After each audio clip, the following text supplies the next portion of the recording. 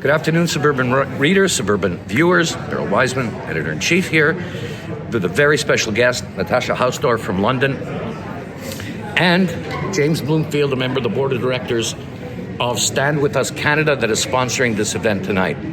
Natasha is arguably the most compelling voice on the laws of war and how they relate to the current conflict in the Middle East that you could want to have. She's spoken across 3 continents, a barrister, got her law degree from Oxford, got a master's from Tel Aviv University, and was a senior fellow at I'm not going to get this right, Columbia University's National Strategy. In the law school, the National Security Law Program. And clerked for the Chief Justice of the Supreme Court of Israel. Natasha, welcome to Montreal. It's a pleasure to have you. It's an absolute pleasure to be here. Thank you.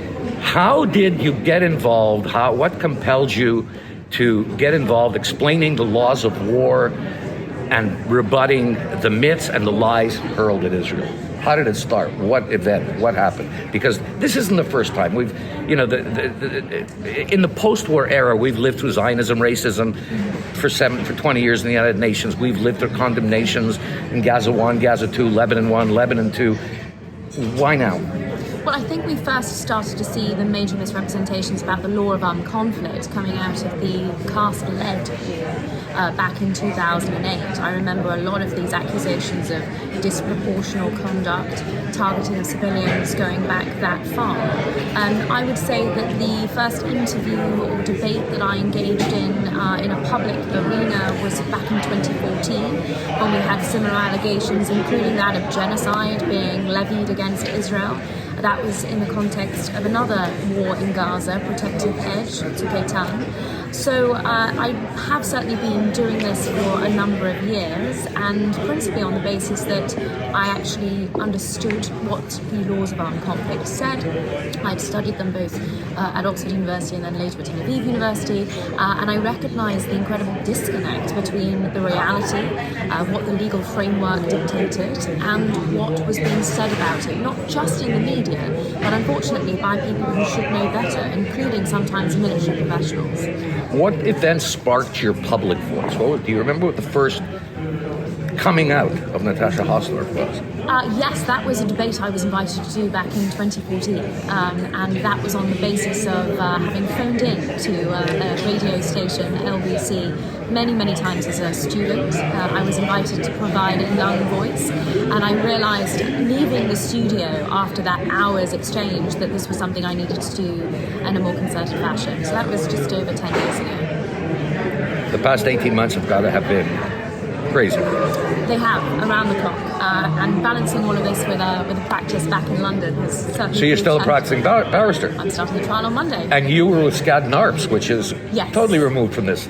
It was one of the great commercial law firm, big M&A firm. Absolutely, and I was at Skadden in 2014 when I was first invited to do this debate that I mentioned, and I recognised that I wouldn't be able to do this in a concerted way while being a member of a large firm like that. So I am extremely privileged that as a barrister, as an independent practitioner, I have the flexibility and the freedom to be able to be calling out these sorts of misrepresentations, and it's why I feel so much of a duty to do so, because there are so many others that cannot speak out. What's been your most satisfying moment in terms of, hey, they're getting it, and what's been your most frustrating moment?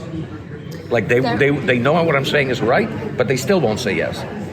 So a recent moment of frustration was, of course, the Piers Morgan interview. Yes, aside from Piers Morgan, a full sentence out.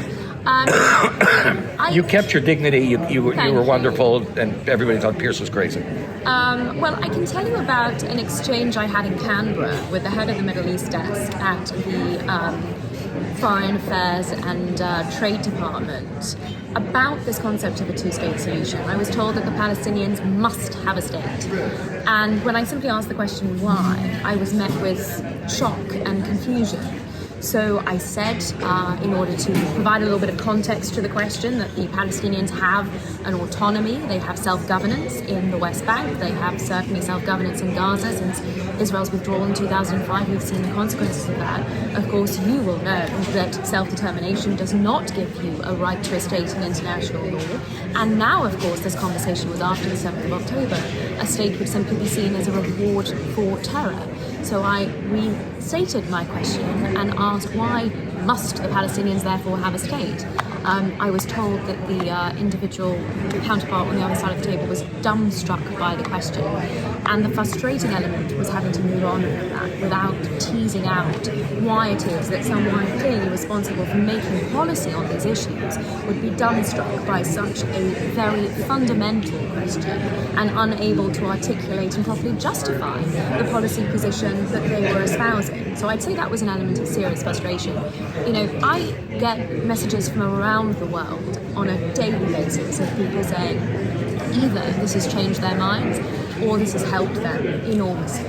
From a psychological point of view, knowing that they're not the only one, or from a practical point of view, being able to use the ammunition in a day-to-day context and push back against some of these misrepresentations and abuses of international law. And so, I'm happy to take the odd moment of frustration, as I described, as against the flood of people telling me that this is extremely important to them and I should keep going. Natasha Hausdorff, you're a critical voice at a time when we're trying, not for the first time, it's really not as unique in the past 30 years as many people say, but truth still matters and facts matter, and even in law, things have been twisted. So thank you for your courage, thank you for your eloquence and passion. You make a difference. Thank you so much. I will keep going. Please do. Suburban viewers and readers, thank you very much. Earl Wiseman signing off. Natasha Hausdorff.